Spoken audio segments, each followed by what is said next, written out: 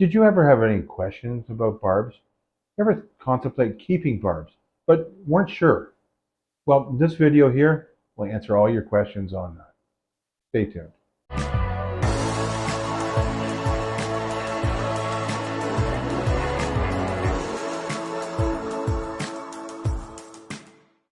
Welcome back to Stubbs Aquatics. It's going to be one of my favorite topics, barbs. Everything you ever wanted to know about barbs but were afraid to ask, and why I love them so much. Let's start out with some misconceptions. That barbs are, well, fin nippers. That's not really true. I have the worst of worst so-called fin nippers, which are my tiger barbs. You can see my tank. You see any fins that are ripped or torn? No. And there's a simple solution to that if you're going to keep tiger barbs. You have to keep a minimum of 8. It's simple. They're schooling, shoaling fish that feel comfortable in greater numbers. See, when their numbers are low, well, they get aggressive because they're scared. They get territorial, and that's when they begin to nip. Just like a dog would if it feels frightened or cornered. Barbs are the same way, especially the tiger barb. There's other fin nipping barbs that have been diagnosed or claimed to be as that, and that is my Odessas. And you can see behind me, they're not fin nippers. They're one of the most peaceful fish I know. In fact, I love those guys. The key to keeping barbs, as I've previously mentioned, is numbers. Numbers are extremely important to them. They like to school. They swim together. Like I said before, the key to keeping barbs is numbers. They are a true schooling and shoaling fish. They swim effortlessly through the water in groups. They're not always tightly packed. Some barbs are more schooling than others, like my Aurelius or my mascara barbs. They love, truly love to swim as one unison. Other barbs are more, well, shoaling, and there's a difference, but they all need the company of others, and that's extremely important. Now, most people have also heard that, well, you can't have plants with barbs because they'll eat them. Uh, Look around. Do my plants look like they've been eaten by my barbs? No. You can clearly see my plants are thriving and they're, well, just in with barbs. You've often heard that barbs don't make good community tank fish. Well, that's about the furthest from the truth. Barbs get along with almost every species. I've had them in with my Debunking goldfish with long fins, no problems there. I've got them in with white cloud mountain minnows now and long finned zebra Daniels. No issues.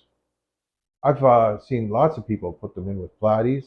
In fact, I used to keep swords and platies in with my Odessa barbs. I moved away from the swords and platies, but nothing to do with the barbs at all. It's just I started focusing on, one species, that being the species of Cypridae, which they belong to. The same as my koi, my Shabunkins, my Daniels. They're all in the carp minnow family, and barbs are part of that, which makes them nice and hardy. For the most part, barbs are extremely hardy. The fact that they can take cool temperatures. Some of my favorite barbs will take temperatures into the low 50s, that's Fahrenheit. And that's pretty amazing. And right up into the higher 70s, low 80s. That's a pretty big temperature range for a species.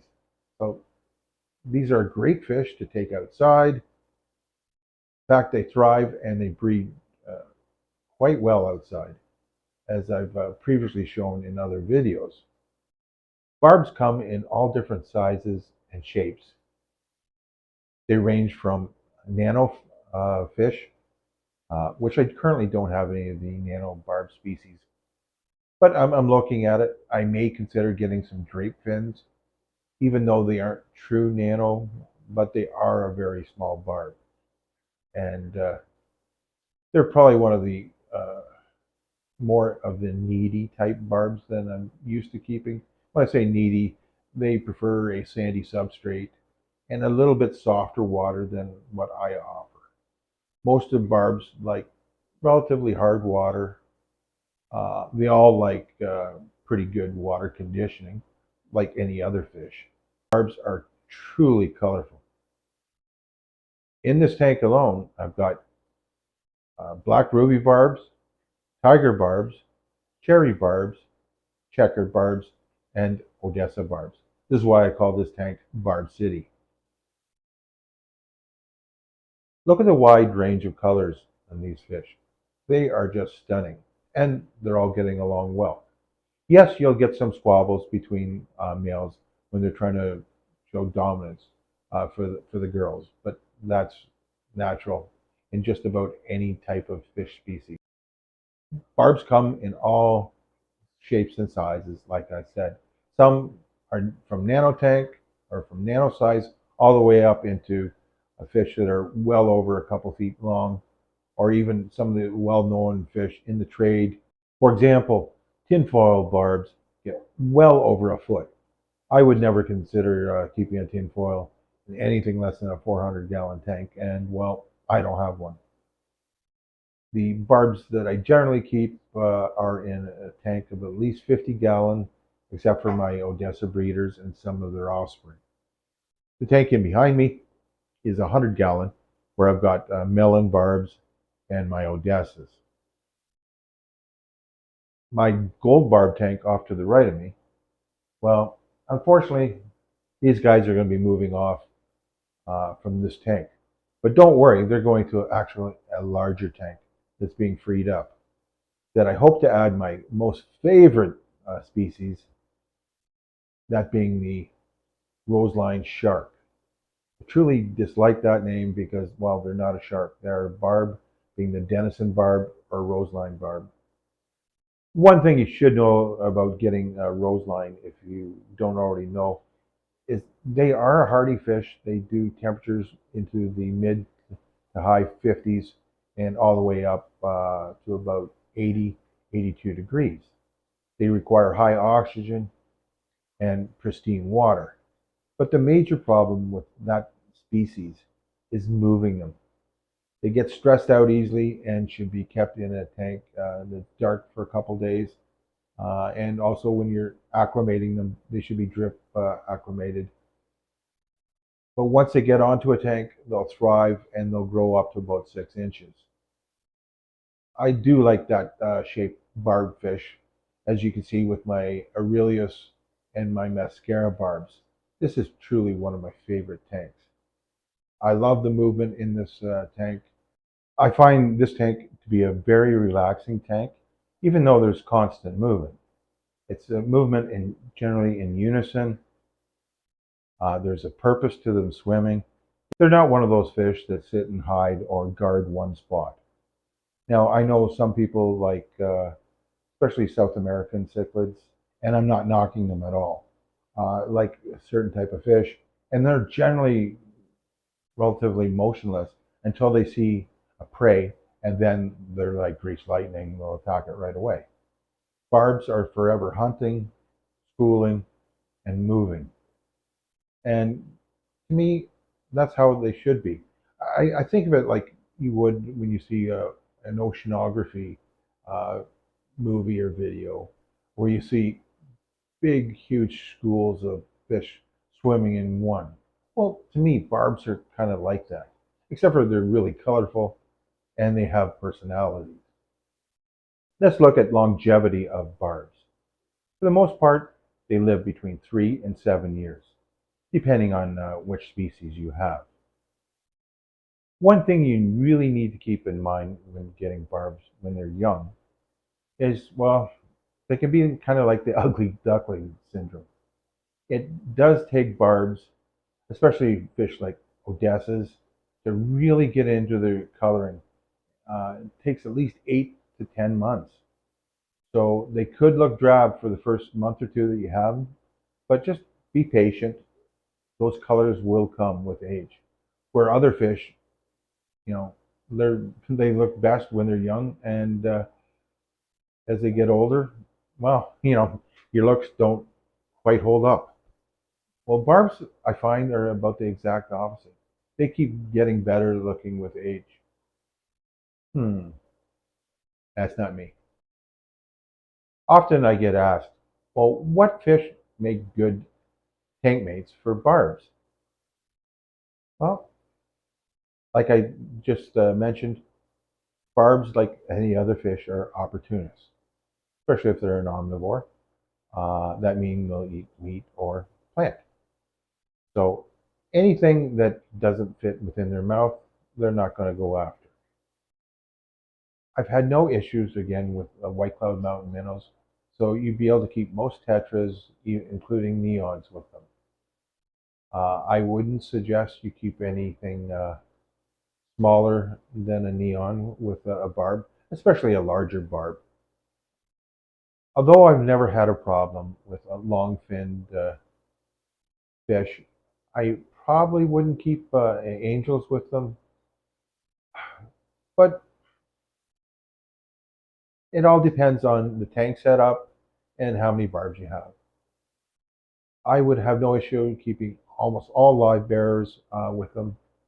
Just know that they are going to eat the fry, just as the parent live bearers, odds are that they would.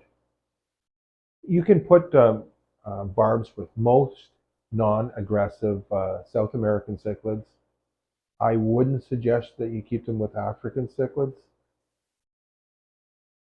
They'll do really well with virtually any Daniel, whether it's the giant Daniel or the zebra Daniels I have.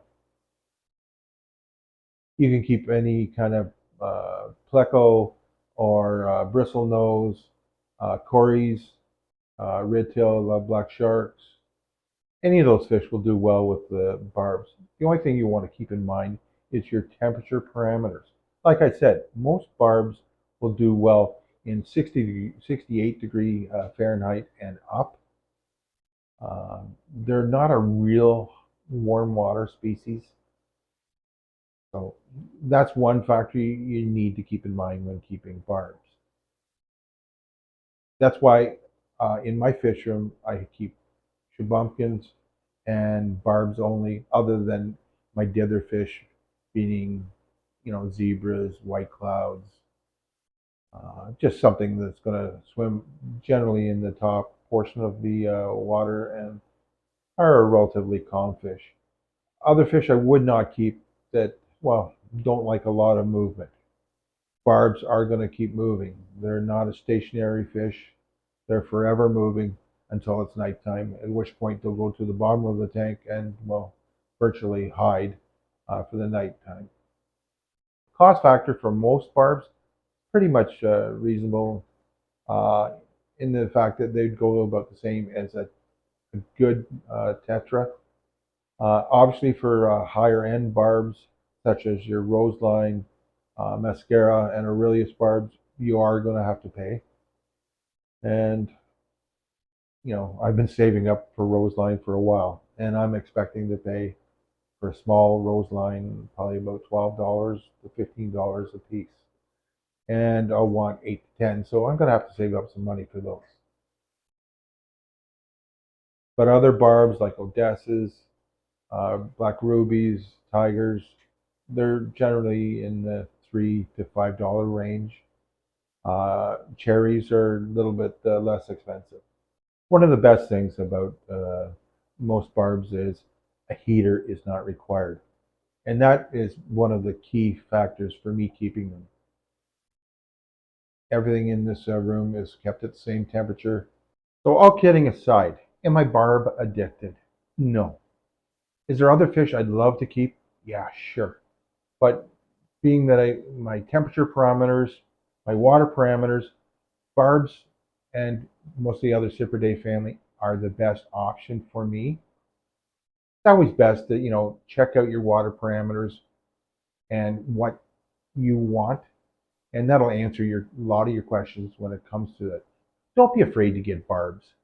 They're really a beautiful fish that I truly love.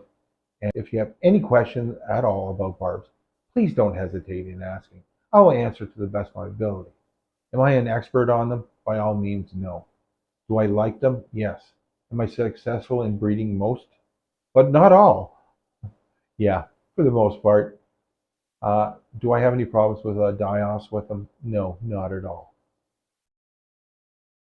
I want to thank everyone for watching. If you've made it this far, I do appreciate it. Remember to hit that thumbs up button. Think about subscribing and hit that notification bell. I'll see you on the next video real soon. Bye for now.